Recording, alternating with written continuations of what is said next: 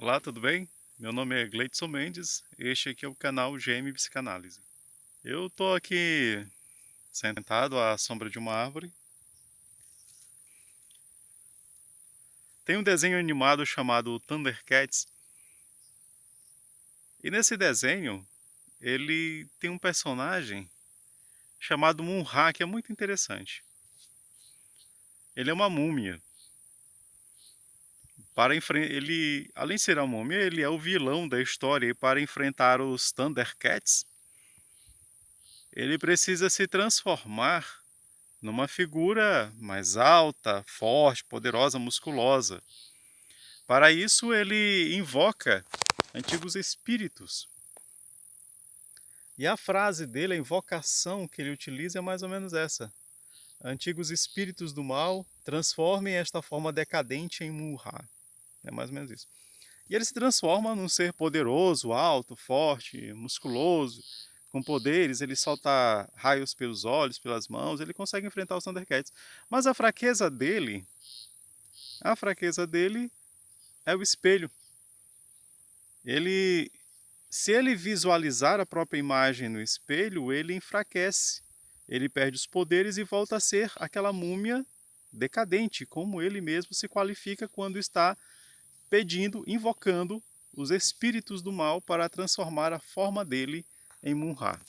É interessante isso, muito interessante, que quando ele se olha no espelho, o que ele vê não é a figura daquele ser alto, forte, mas o que ele vê no espelho é exatamente a sua forma decadente. Essa forma decadente, a visão dessa forma decadente causa-lhe horror. Ele não gosta, ele tem horror, ele abomina a própria forma decadente. Ele não gosta daquela. E é o que ele vê. Ele não vê aquele ser alto, forte, poderoso, capaz de enfrentar os Thundercats. Não, assim que ele se olha em qualquer espelho, ele volta a ser aquela múmia decadente. E é exatamente isso que ele vê no espelho: a múmia decadente. Ele tem horror a essa imagem. Ele realmente esconde o rosto dessa imagem. Ele chega a colocar a mão na frente, o braço na frente dos olhos para não enxergar. Mas basta ele olhar uma única vez para ele perder os poderes que os espíritos do mal trouxeram para ele. O autor desse desenho, o criador desse desenho, eu não sei se ele é formado em psicologia, se ele é formado em psicanálise, que nem eu, mas há uma questão psicológica aí muito forte e que nos leva a pensar sobre nós mesmos, já que o autor não tirou isso aí do nada. Talvez o autor do desenho tenha criado esse personagem a partir das suas próprias questões psíquicas.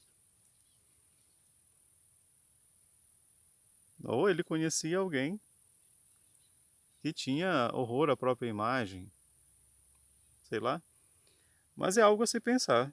É algo que podemos pensar a respeito.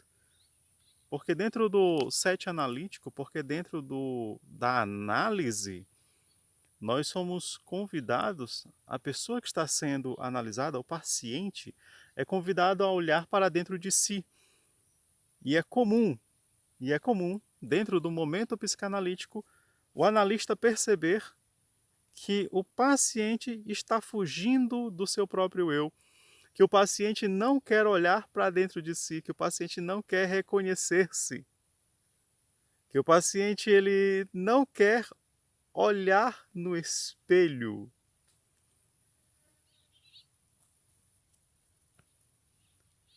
Por que isso?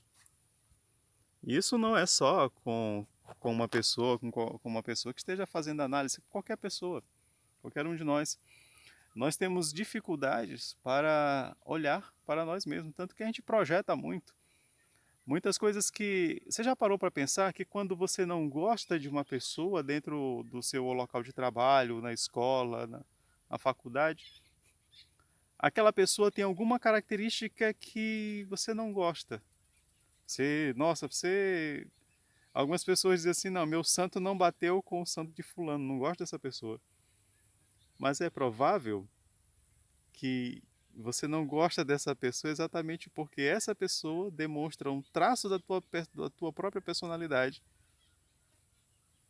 É. Então aquela pessoa acaba sendo um espelho para você. Um espelho para mim.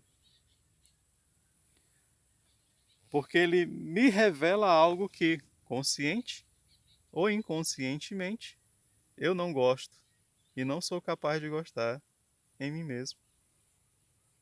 Então eu não posso ver ninguém que seja espelho das coisas negativas que eu abomino em mim mesmo.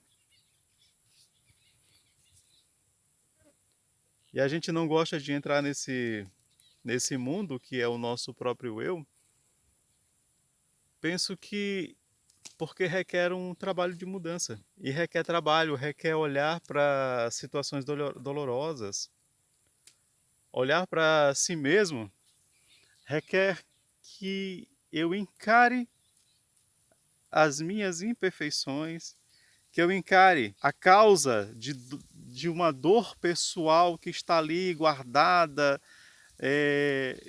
encrostada dentro de mim, que eu não quero enfrentar, que eu não quero ver, que eu não quero olhar de novo, porque olhar de novo para aquilo causa dor.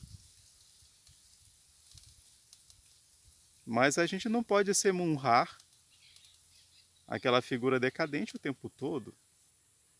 A gente não pode levar isso para a nossa vida porque é prejudicial, a gente não consegue viver. Quando a gente não consegue resolver as nossas questões internas, as consequências dessas questões internas dolorosas, desses traumas, dessas feridas, dessas dores, elas nos acompanham para o resto da nossa vida como um peso em nossos ombros, onde todas as nossas atitudes acabam sendo pautadas por esse sofrimento, por essa dor, por esse trauma.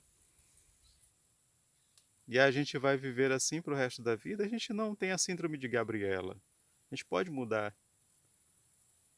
mas ao invés de esconder os nossos olhos do espelho que o outro é para mim, a boa atitude é olhar o espelho e reconhecer quem a gente é de verdade, que dores a gente traz, que traços da nossa personalidade realmente são chatos. Mas, sabe, não é tua culpa. Não é tua culpa, não é minha culpa por eu ser assim, não é tua culpa por ser assim.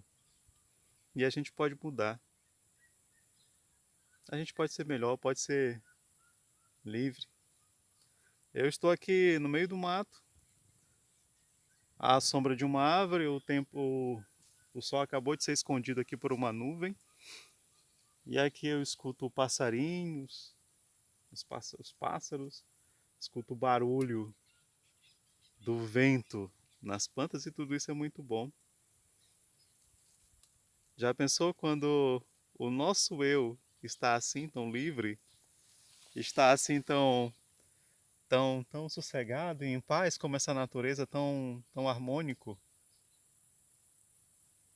É preciso que a gente olhe para dentro de nós mesmos com coragem e se encare. Cara, eu tenho isso mesmo, eu sou assim. Quais são os meus traumas? O que que me levou a ser assim?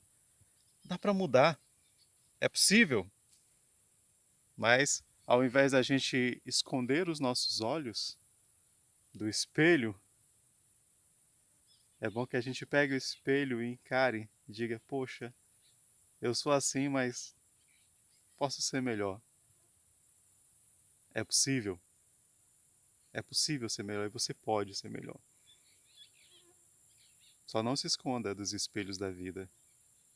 Só não se esconda. Encare e vá em frente.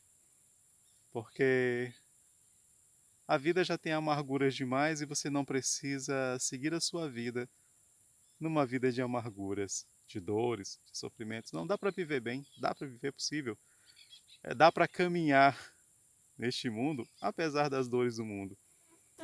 Mas é bom que a gente trate primeiro as dores internas. Ou, não primeiro, mas que a gente ao longo da caminhada vá tratando as dores internas, as dores interiores. Fica com Deus, Deus é contigo. E até o próximo vídeo. Tchau.